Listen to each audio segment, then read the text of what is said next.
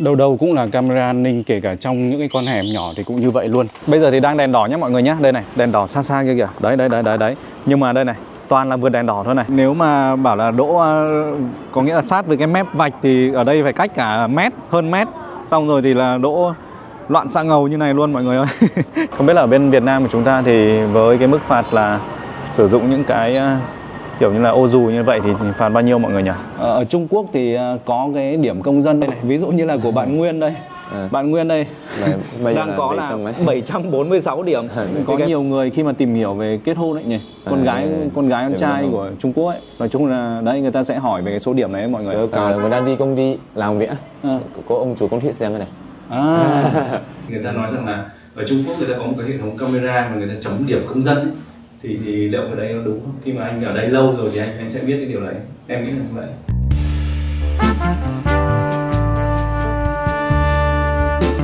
Trung Quốc có một cái hệ thống chấm điểm công dân khi mà ở đó mỗi công dân chỉ có 1.000 điểm thôi. Và nếu như mà công dân đó làm những cái việc tốt thì sẽ được cộng điểm. Còn nếu làm những cái việc mà vi phạm, giả sử như là đỗ xe sai quy định hay là đi vượt đèn đỏ không đội mũ bảo hiểm hay là vứt rác bừa bãi chẳng hạn, thì sẽ bị trừ dần cái số điểm trong số 1.000 điểm được cấp ban đầu đó. Và nếu như mà bị trừ đến một cái giới hạn nào đó thì người công dân đó sẽ không được sử dụng những cái dịch vụ thiết yếu, những cái dịch vụ công cộng hay là những cái dịch vụ về y tế, giáo dục. Vậy thì thực hư của chuyện này như thế nào? Thì ngày hôm nay chúng ta sẽ cùng nhau đi tìm hiểu tại Trung Quốc. Mời quý vị khán giả sẽ cùng di chuyển theo Linh. Đấy, thưa quý vị, là để trả lời cho câu hỏi là liệu Trung Quốc họ có cái hệ thống chấm điểm công dân không? Và nếu như mà phạm những cái luật vi phạm giao thông chẳng hạn mà bị trừ điểm công dân thì mọi người hãy nhìn xem phía trước có bao nhiêu người đội mũ bảo hiểm. Đây, mấy bạn này đều không đội mũ bảo hiểm. Đó, và mình đang đứng ở một ngã tư tại thành phố Nam Ninh của Trung Quốc mọi người nhé. Và đây, lại nữa này. Đó, mọi người chờ một chút. Đây, lại nữa này. Đó, lại nữa này. Đấy. Thì đó. Và đây nữa này. Đấy. Lại là đây nữa này. Đấy. Mọi người nhìn những cái người đi xe máy điện, xe đạp điện này này, xe máy điện này, đâu có đội mũ đâu. Và đang ở ngã tư và trên đầu là camera đây. Đó. Nếu mà có hệ thống chấm điểm công dân thì không hiểu là những người này thì còn có điểm để mà có thể là gọi là sử dụng những cái dịch vụ công cộng, những cái dịch vụ của xã hội hay không. Ví dụ như là đi viện hay là gì đó. Đấy, mình chỉ cần đứng ở ngã tư thôi. Mình đứng có một tí thôi mà hàng bao nhiêu người không đội mũ. Đây nữa này. Đấy, mặc dù là camera ở trên đầu mọi người nhé. Đây chỉ là một thôi nhưng mà đây, còn bên này nữa thì sao? Đây này, đây, camera đây. Rất nhiều đúng không? Đây nữa này. Đấy. Đoạn này rất là nhiều người đang đi đây. Mọi người xem là có bao nhiêu người đội mũ bảo hiểm nhá. Đấy. Rất nhiều người không đội. Cực kỳ nhiều luôn mọi người ơi. Được cái là họ có làn đường riêng. Đây này, làn cho xe máy, xe đạp điện các thứ là làn riêng ở đây này. Cho nên là đi lại nó đơn giản, nó an toàn. Nhưng mà cái việc là họ chấp hành ấy thì cũng không phải là chấp hành tốt lắm đâu. Đó. Cực kỳ nhiều người không đội mũ bảo hiểm luôn. Việt Nam chúng ta chấp hành về cái luật đội mũ bảo hiểm này là còn tốt hơn Trung Quốc nhiều ấy chứ. Đây này, không mấy ai đội đâu. Nhưng mà không phải là họ không cấm đâu nhá. Đây cũng là một cái gọi là vi phạm giao thông của Trung Quốc đấy. Tuy nhiên là gần như là cái mức phạt nó rất là thấp, cho nên là người ta chấp hành nó cũng không gọi là không quá tốt đâu. Bây giờ thì đang đèn đỏ nhé mọi người nhé. Đây này, đèn đỏ xa xa kia kìa. Đấy. Nhưng mà đây này, toàn là vượt đèn đỏ thôi này. Đấy, mọi người thấy không? Rất là nhiều người vượt đèn đỏ luôn và không đội mũ bảo hiểm này. Như là những hai người này thì không vượt, nhưng mà mấy người này thì không vượt nhưng mà không đội mũ. Đấy, người ta vừa không vượt, vừa vượt đèn đỏ mà vừa vừa không đội mũ. Đâu đâu cũng là camera an ninh, kể cả trong những cái con hẻm nhỏ thì cũng như vậy luôn. Cứ 20 mét là một chiếc camera. Không chỉ là ở trên những cái con đường phố mà ở cả những cái nơi trong ngõ hẻm thì cũng như vậy luôn. Đó, trên đây là 2 chiếc camera, 3 chiếc camera, chĩa 2 cái thì chĩa ra đường lớn, 1 cái thì chĩa vào ngõ, 1 cái là chĩa vào ngõ trong. Ở bên này thì cũng như vậy đây. Và còn rất là nhiều những điểm khác thì cũng như vậy. Ngay trên đầu của những cái chiếc xe bán hàng này là cũng hai cái camera này đó. Những cái phương tiện chở hàng thô sơ, tự chế, những cái xe bán đồ ăn lấn chiếm lòng lề đường. Hãy nhìn dòng người đi bộ này, cực kỳ đông luôn. Gần như là những người dân ở đây thì họ chủ yếu là đi những phương tiện công cộng hoặc là đi bộ mà thôi. Đó, cứ từng dòng người vào mỗi sáng sớm hoặc những cái buổi chiều và sau khi mà tan làm, tan học, tan sở. Đấy, thưa quý vị, là nếu mà có những cái điểm công dân thì những cái xe trắng hay là xe đỏ này thì có lẽ là sẽ bị trừ hết điểm mất rồi. Ở một cái đoạn đường rất là ngắn thôi, tuy nhiên là cái việc đỗ xe sai phạm ở đây rất là nhiều luôn đấy. Và đây là Trung Quốc mọi người nhá. Đấy, đây là bên phải đường. Đấy, những cái xe này thì còn đúng này, nhưng mà đây trên này thì đây một con gọi là Toyota đúng không? Toyota Crown. Trên kia là Lexus này, hay là kể cả những cái chiếc xe máy này, người ta đỗ tràn hết xuống lòng đường. Đó, đây này, Lexus này cũng đỗ ngược chiều luôn. Và bên trên này cũng thế thôi. Đây, đỗ. Nếu mà bảo là đỗ có nghĩa là sát với cái mép vạch thì ở đây phải cách cả mét, hơn mét. Xong rồi thì là đỗ loạn xạ ngầu như này luôn mọi người ơi. Không hiểu sao người Trung Quốc ở đây người ta đỗ xe kiểu rất là rất là kiểu vớ vẩn như này luôn. Đấy, những cái xe này là đỗ sai đấy nha mọi người. Thỉnh thoảng thì mình sẽ thấy công an của Trung Quốc ấy, họ sẽ đến và họ phạt bằng cách là họ sẽ để cái biên lai phạt tiền ở đấy. Đó, đây cũng đỗ xuống hết cả lòng lề đường chứ có phải là ý thức cái gì đâu. Đây nhìn này, Porsche luôn này. Đó, hay kể cả bên này cũng thế thôi. Hàng bao nhiêu xe người ta bán hàng ở ngoài lòng lề đường. Thực ra là ví dụ mà thấy công an là những cái xe này thì cũng lại chạy lên vỉa hè hay là kéo đi đâu đấy. Nó không khác biệt nhiều so với Việt Nam của chúng ta đâu.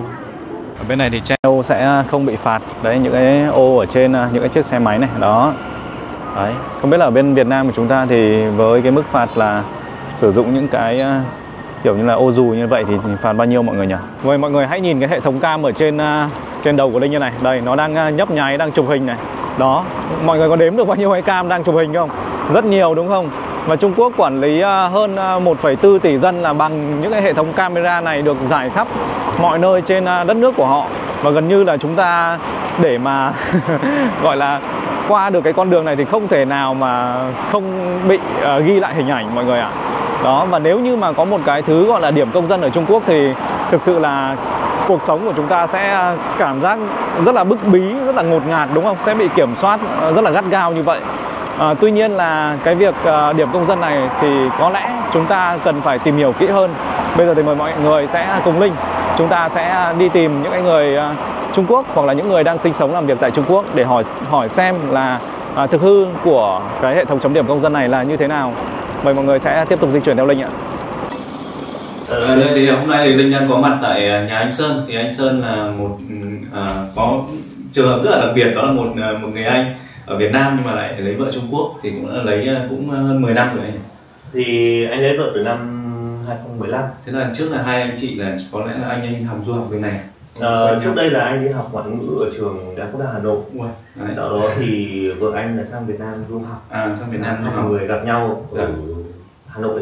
Sau đó thì có gọi là trong quá trình học tập ấy, thì anh học tiếng Trung, vợ anh học tiếng Việt, thì hai người lại làm quen rồi là trao đổi học tập lẫn nhau thì quen biết, sau đó thì mới tiến tới hôn nhân đúng không? Dạ. Anh Sơn, em có một cái câu hỏi này thì chắc chắn là rất là nhiều người thắc mắc ấy.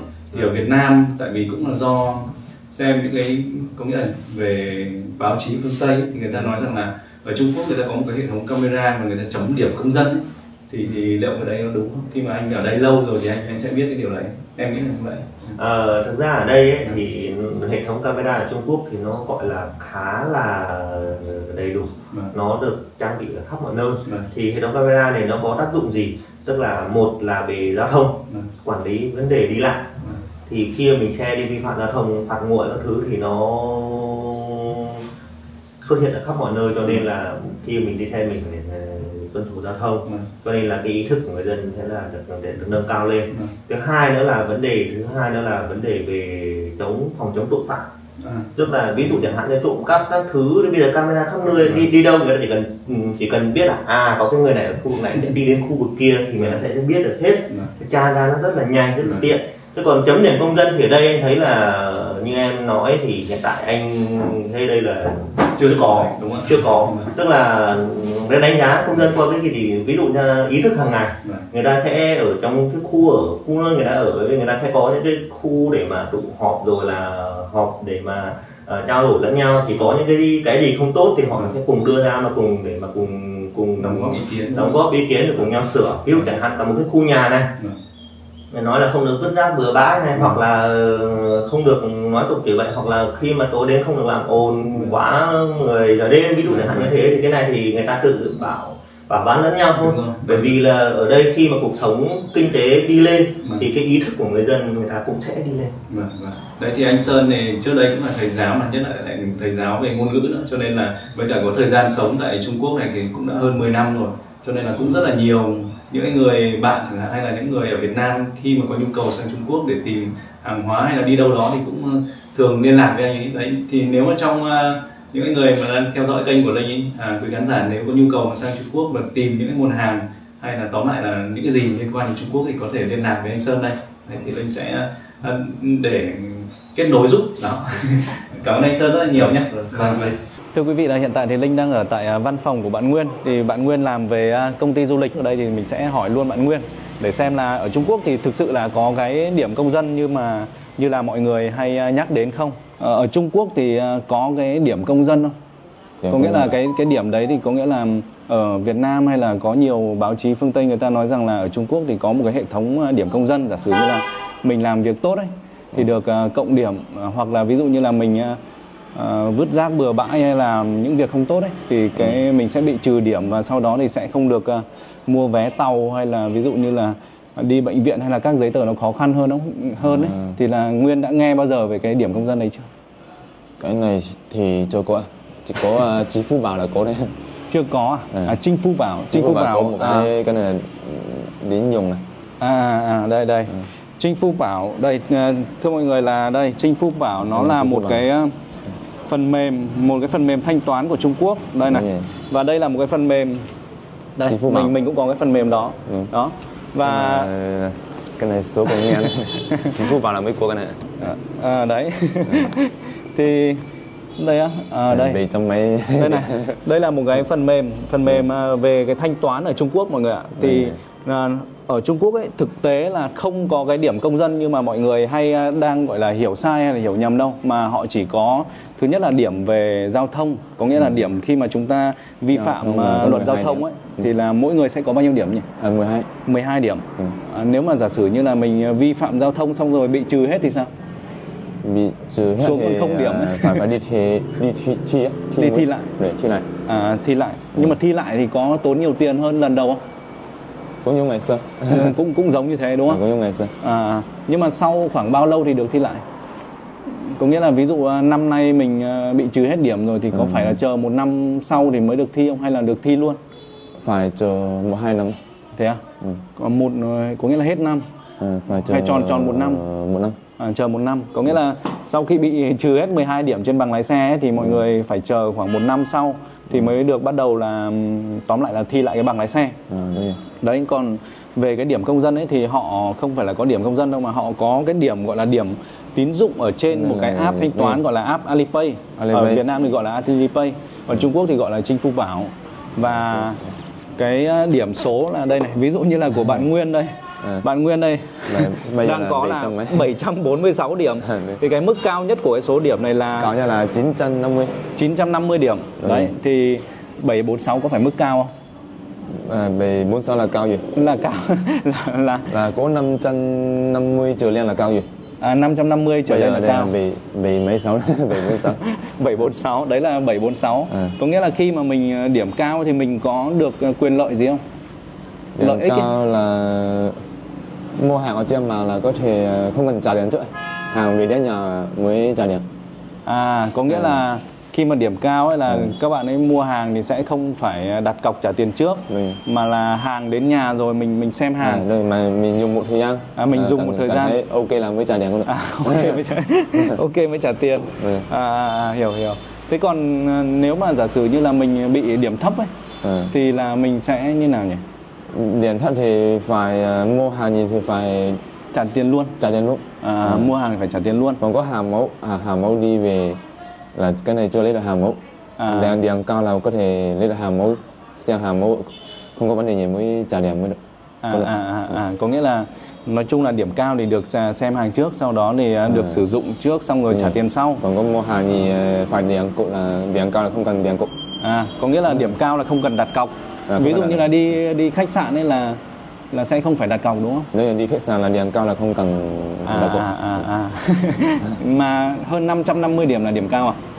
550 là trung đẳng thôi. Là trung. Còn 60 điểm trở lên là mới là cao. 600 điểm trở lên. Đúng rồi, 600 điểm. 600 điểm là cái mức thuộc diện là điểm cao trên cái phần mềm này. Và phần mềm này là phần mềm tư nhân của mọi người nhé. Có nghĩa là phần mềm này là phần mềm của Alibaba. Nhưng mà được rất là nhiều người Trung Quốc sử dụng để cho cái việc là thanh toán hàng ngày. Đây là những cái mốc điểm này. Đây cho mọi người xem này. Đó. Đây 950 là cái mức cao nhất này, còn thấp nhất là 350 và họ sẽ chia ra thành từng cái mức, ví dụ như là 350 này, 350 hay là 550, 600, 650, 700, 950 đấy. Thì bây giờ bạn ấy đang hơn 700 điểm là cũng thuộc diện điểm cao. Đấy, điểm cao là tín dụng cao. Có phải là điểm cao thì mình đi vay tiền ngân hàng dễ hơn không? Đúng rồi. Điểm cao là đi du lịch hay là mua hàng gì cũng dễ hơn. Có nghĩa là khi mà điểm cao ấy là ví dụ như là cái tín dụng mình tốt ấy thì mình sẽ vay tiền của ngân hàng các thứ ấy thì thủ tục nó đơn giản hơn, là nó dễ hơn đúng không? Hình như là cái số điểm này nó còn liên quan đến việc là làm quen giữa con trai với con gái nữa đúng không? Tôi nghe nói như vậy. Đúng không? Cái này có liên kết với nhà này, mua nhà hay là mua xe này, ở đây cũng có thể kiểm tra được này. Đây là có liên kết với bên Trung Quốc này, ở đây gọi là Seulin. Seulin à? Seulin. Người ta có thể kiểm tra được ở Trung Quốc là có tài sản gì hay là nhé. Người ta là biết. Này ở nhà. Có nghĩa là cái này là trong cái những cái mục này thì có liên kiểm tra được này. Có người ta có thể kiểm tra được là mình đang sở hữu tài sản gì. Đúng rồi, ví dụ đây là xe của bạn ấy là xe U Linh đấy, hay là nhà là như nào đấy, xong rồi thì người ta sẽ dựa trên cái thông tin của cái đấy, người ta liên kết ngân hàng của cái này, người ta liên kết ngân hàng để quyết định là cái việc là mình vay tiền ngân hàng hay là cái gì ấy. Vay tiền ngân hàng có thể được dùng bao nhiêu, có nghĩa là người ta tín dụng tối đa để mà mình có thể vay ấy, tóm lại vậy là bao nhiêu. Bởi vì người ta biết tài sản là giá trị bao nhiêu mà có thể cho bạn dùng tiền trước mới trả tiền cho ngân hàng. Đúng rồi. Có nghĩa là đây giống như kiểu một cái app quản lý tài sản ấy, người ta sẽ dựa trên này để đánh giá cái mức độ tín nhiệm của mình để có thể là cho mình vay tiền chẳng hạn. Đấy. Với cả là hình như là con gái Trung Quốc khi mà kết bạn thì là người ta hay hỏi về cái điểm này đúng không? Cũng có hay hỏi không? Cũng có một số người hỏi cái này. Hỏi cái này để làm gì nhỉ? Để xem là người có tin được không ấy? Người ta có uy tín không à? Đúng không? Xem người này có tin được không? Có tin được không? Nhiều nó thích núi dưới đúng không? Thích bình thường cái này số là không có cao đâu. Hiểu. Bây giờ số đang cao này. Có nghĩa là khi mà đấy có nhiều người khi mà tìm hiểu về kết hôn ấy nhỉ, con gái con trai của Trung Quốc ấy, nói chung là đấy người ta sẽ hỏi về cái số điểm này ấy, mọi người. Số cao là thật thà hơn. Nếu mà là những cái người mà số cao như này là những người uy tín, những người thật thà, những người có thể vay tiền được từ ngân hàng với một cái tín dụng nó cao ấy, với một cái tín nhiệm cao ấy, đó thì người ta sẽ dựa vào cái số này để quyết định là có nên lấy người đàn ông này không. Bình thường số cao là người ta làm việc gì là cũng cẩn thận, cũng không có làm sai đâu. Có nghĩa là số cao là những cái người mà điểm cao là những người mà tóm lại là làm việc gì người ta cũng cẩn thận đấy, ít có sai phạm cho nên điểm mới cao. Đấy, cho nên là khi mà bạn nữ mà tìm hiểu một cái bạn nam giới Trung Quốc ấy, thì người ta hay quan tâm đến cái con số này để quyết định là có nên gắn bó lâu dài hay không, hay cái kiểu thế, hay là tiến tới mối quan hệ hay không ấy. Đấy. Và cái gì ấy nhỉ? Người ta đi công ty làm việc, có ông chủ công ty xem cái này. Đấy. Hóa ra là người ta đi ví dụ như là đi xin việc đúng không? Đi xin việc thì là ông chủ ví dụ như là xin vào một cái tập đoàn, một cái doanh nghiệp nào ở Trung Quốc chẳng hạn, người ta sẽ xem cái này đấy để quyết định là có tuyển người này làm việc hay không. Điểm cao là ở bên Trung Quốc là ông chủ thị, điểm cao là làm việc gì thì cũng. Hóa ra thế, có nghĩa là những người điểm cao là những người mà rất là dễ để xin việc, bởi vì là đấy chứng minh là cái người ta có thật thà hay không ấy, bởi vì là cái con số cái này đã liên kết của ngân hàng Đại Sản nhỉ, người ta cũng xem nữa. Bởi vì là cái này đã liên kết với ngân hàng rồi và đã có hiển thị về thông tin là không hay là có xe không người ta cũng xem được. Có nhà không hay có xe không là người ta nói chung là người ta nhìn vào đây là người ta biết rồi. Nhà chỉ bao nhiêu người ta có biết luôn. Nhá mình hỏi nhá. Thế một người có thể làm hai cái app Alipay nào, hai nick ấy. Không được, phải một chứng minh thư mới làm được một cái thôi. Đấy. Một chứng minh thư chỉ làm được một cái nick như vậy thôi, cho nên là giả sử như là một người này, ví dụ Nguyên đi, bị trừ hết điểm rồi, thế là bây giờ mình lập cái nick mới để được 900 điểm, nhưng mà không phải như vậy đâu mọi người ạ. Mỗi cái chứng minh thư chỉ được làm một cái này thôi. Mỗi một chứng minh thư một người vấn đây chỉ có một cái thôi mà. Giống như kiểu VNID của Việt Nam. Người ta liam mấy tiếng là biết. Xem mà ví dụ bạn đi nước ngoài, người ta hải quan cũng kiểm tra được. Ở Trung Quốc có nhà không, có xe không, người ta cũng kiểm tra nữa. Ví dụ đi nước ngoài là giả sử như là làm ở chỗ hải quan biên phòng là người ta xem cái này, người ta cũng kiểm tra được để người ta đấy quyết định là cho người này xuất cảnh hay không, các thứ nữa. Như ở Trung Quốc người ta có nhiều điểm trôi tràn ngân hàng á, chắc là không được đi nước ngoài đâu. Có nghĩa là cái này nó còn liên quan đến cái vấn đề cái số điểm này nó còn liên quan đến cái việc là tại sao số điểm này nó cao hay thấp ấy, là nó do cái việc là sử dụng cái này nó thanh toán nhiều hay ít là một này. Cái thứ hai ấy, đấy là do là cái việc là người này nó có trả nợ đúng hạn hay không. Đấy, ví dụ như là bạn mua một cái sản phẩm gì ở trên mạng ấy, và cái đấy là yêu cầu là cuối tháng này vào ngày này phải trả tiền. Nếu mà đến cái ngày đấy ấy, bạn chưa trả tiền ấy thì cái số điểm này sẽ bị trừ. Đấy, còn nếu mà trả nợ đúng hạn đấy, giả sử mình mua hàng rồi trả nợ đúng hạn rồi thì cái số điểm này sẽ được tăng lên mọi người ạ. Đấy.